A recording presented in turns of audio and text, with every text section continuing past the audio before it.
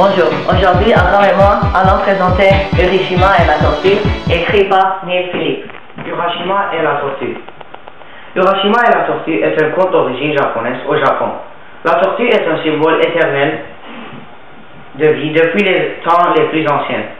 En ce temps-là vivait un pêcheur du nom d'Urashima. Il habitait chez sa mère qui le pressait de marier. Chaque fois il répondait « J'attrape juste assez de poissons pour deux. Tant que nous vivrons ensemble, je n'aurai pas de femme. » Un jour, Urashima prit dans ses filets une petite tortue. « Tu es bien trop minuscule pour faire une soupe, soupira-t-il. »« En ce cas, rendez-moi la liberté, répliqua la tortue. Si tu as pitié de moi, je saurai me montrer reconnaissant. » Urashima avait un bon cœur. Il remit la tortue à l'eau. Quelques années plus tard, Urashima pêchait au large quand il y a eu une terrible tempête.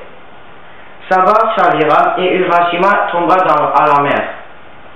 Les vagues étaient si fortes qu'il allait se noyer quand une tortue géante apparut à la surface. « C'est moi que tu as sauvé jadis, dit-elle, à mon tour de sauver aujourd'hui. Monte sur mon dos. » Urashima pensait regagner le virage, mais la tortue entraîna au fond de la mer. Tout au fond, jusqu'à parler de Ryugu, le droit dragon des océans. « Je suis la dame de compagnie de la princesse Otohime, » expliqua la tortue. « Elle souhaite te remercier de m'avoir sauvé la vie. » À la seconde où ils se virent, Urashima et la princesse s'aimèrent. La princesse pria le pêcheur de rester avec elle pour toujours. « Dans ce royaume, dit-elle, on ne vieillit jamais. » 3 années passèrent. Les amoureux vivaient heureux dans le palais du roi dragon. Urashima n'avait qu'un regret. Sa mère, mais le jour qu'il a dit à Otohime qu'il avait envie d'aller lui rendre visite, elle fondait en larmes. « Si tu t'en vas, tu ne reviendras jamais. » Urashima plaisira le contraire et la suppliait tant qu'à la fin, elle le laissa partir. Au moment des adieux, elle lui mit dans la main une petite boîte. « Gardez-la précieusement, mais ne cherchez pas à savoir ce qu'il y a dedans.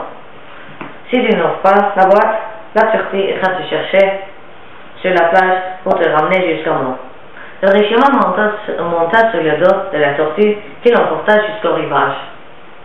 Mais tout semblait différent, le paysage, les gens.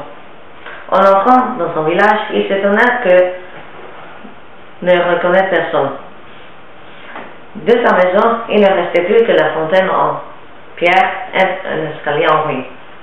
La gorge serrée, Urashima demandait à un vieil homme s'il avait entendu parler d'un pêcheur nommé Urashima. « Vous ne connaissez pas la légende ?» s'étonna le vieillard. « On raconte que Urashima vivait ici il y a des siècles. Et puis, il serait parti dans un palais sous la mer et personne ne l'a revu. » « Et qu'est devenu à sa mère ?» fit Urashima d'une voix blanche.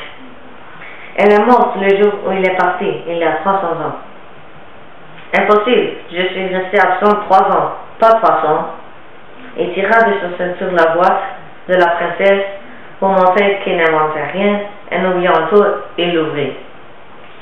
Il n'y avait rien dedans, rien qu'un nuage de fumée qui enveloppa par Urashima et lui rendit son âge véritable.